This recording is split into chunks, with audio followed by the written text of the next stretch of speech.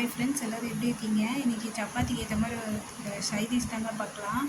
நான் வந்து குக்கர் வச்சுட்டு கொஞ்சமாக எண்ணெய் ஊற்றிட்டு அதெல்லாம் ஹோல் ஸ்பைசஸ்லாம் போட்டுக்கிட்டேன். பட்டை, லவங்கம், கிராம்பு, கசகசா, சோம்பு எல்லாமே போட்டுக்கிட்டேன்.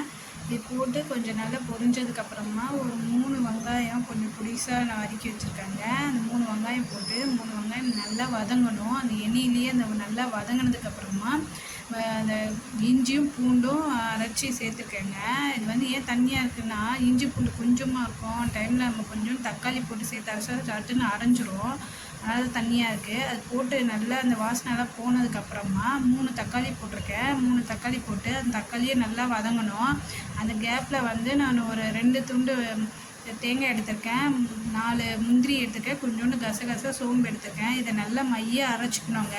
நல்லா தக்காளி வந்து வதங்கிடுச்சு. இந்த ஸ்டேஜில் நான் வந்து கொஞ்சோண்டு மட்டன் மசாலா சேர்த்துக்கிறேன். இது வந்து கொஞ்சம் நல்ல ஃப்ளேவர் கொடுக்கும். அதனால் அப்புறமா நான் வந்து கொஞ்சோண்டு சுண்டல் எடுத்து ஒரு 2 மணி நேரம் ஊற வச்சுட்டு அதுக்கப்புறமா வேக வச்சு எடுத்துருக்காங்க. கொஞ்சோண்டு மிளகாத்தூள் சேர்த்துக்கிட்டேன்.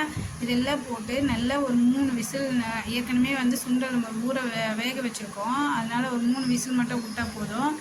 விட்டுட்டு இறக்கினா நல்லா கமகமானு சப்பாத்திக்கு ஏற்ற மாதிரி நல்ல சைட் டிஷ் ரெடி ஆகிடுங்க. ட்ரை பண்ணி பாருங்கள்.